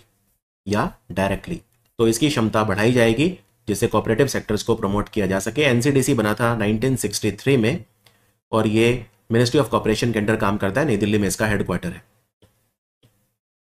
यूनियन कैबिनेट ने 6,520 करोड़ 6,520 करोड़ अप्रूव किया है फॉर प्रधानमंत्री किसान संपदा योजना फॉर 2021-22 टू 2025-26। इनमें से कौन सी स्टेटमेंट इसके बारे में सही नहीं है? प्रधानमंत्री किसान संपदा योजना। तो सबसे पहला ये सेंट्रल सेक्टर स्कीम है, ये ठीक है, पूरा 100% funded by the central government. दूसरा मिनिस्ट्री ऑफ एग्रीकल्चर की स्कीम है, ये नहीं, ये गलत है, इस पे मैं आता हूँ। उसके बाद इसकी full form scheme for agro marine processing and development of agro processing cluster, ये बिल्कुल ठीक है, 2017 में लॉन्च हुई थी और ये इसकी फुल फॉर्म भी यही है। और इसमें हम इंटीग्रेटेड कोल्ड चेन और वैल्यू एडिशन इंफ्रास्ट्रक्चर पे ध्यान देते हैं, ये भी ठीक है। ठीक है, तो ये योजना है, ये स्कीम है Ministry of Food Processing Industries की, Ministry of Food Processing Industries. तो ये स्कीम 3 मई 2017 को स्टार्ट हुई थी और इसमें हम एग्रो फूड प्रोसेसिंग के ऊपर ध्यान देते हैं, जैसे मेगा फूड पार्क्स बनाना, ये सब काम हम इसमें करते हैं। तो इसको एक्सटेंड कर दिया गया था और फाइनली ये अब 2025-26 तक चलेगी। 4300 साल पुराने हड़प्पन इंडस वैली सिविलाइजेशन के रिमेन्स डिस्कवर हुए हैं एट रतादिया दी डेरी, रतादिया री डेरी। ये जो जगह है, ये गांव, ये कहाँ पे है? ये राजस्थान में है। आपको बताना है राजस्थान के कौन से जिले में है, तो ये है जैसलमेर, बॉर्डर जिला जैसलमेर। तो वहां पे 4500 साल पुराने हड़प्पन सिविलाइजेशन के कुछ रिमेन्स अभी अभी खोजे गए हैं, राइट। और जो बॉर्डर विलेज है सादे वाला, वहां से ये जगह लगभग 17 किलोमीटर दूर है और रामगढ़ तहसील से ये जगह लगभग 60 किलोमीटर दूर है। इसमें जो मेन एफर्ट है वो एफर्ट किया है दिलीप कुमार सैनी, जो कि राजस्थान यूनिवर्सिटी में है, और पार्थ जगनी जो अगेन एक प्रोफेसर हैं, हिस्टोरियन हैं, और जीवन सिंह खड़कवाल राजस्थान विद्यापीठ से जो है उदयपुर। तो इनका एफर्ट है इसमें मेनली। और इंडस वैली सिविलाइजेशन की काफ़ी सारी चीज़ जैसे पॉटरी, बहुत कुछ यहाँ से मिला है, इसकी अब स्टडी की जाएगी। हिमगिरी, ये प्रोजेक्ट 17A के तहत पहला फ्रीगेट है जो डिलीवर हुआ है इंडियन नेवी को। हिमगिरी को कौन सी कंपनी ने कंस्ट्रक्ट किया है? प्रोजेक्ट 17A का ये शिप है, तो हिमगिरी को कंस्ट्रक्ट किया है garden reach ship builder and engineer ने। तो इसमें हमें 7 जहाज बनाने हैं इसमें, और इनमें 4 बनाएगा माजाको डॉक शिप बिल्डर और 3 बनाएगा garden reach ship builder and engineer. तो नीलगिरी, उदयगिरी, हिमगिरी, तारागिरी, डूनागिरी, विंध्यागिरी और महेंद्रगिरी, ये इन जहाज़ों के नाम है।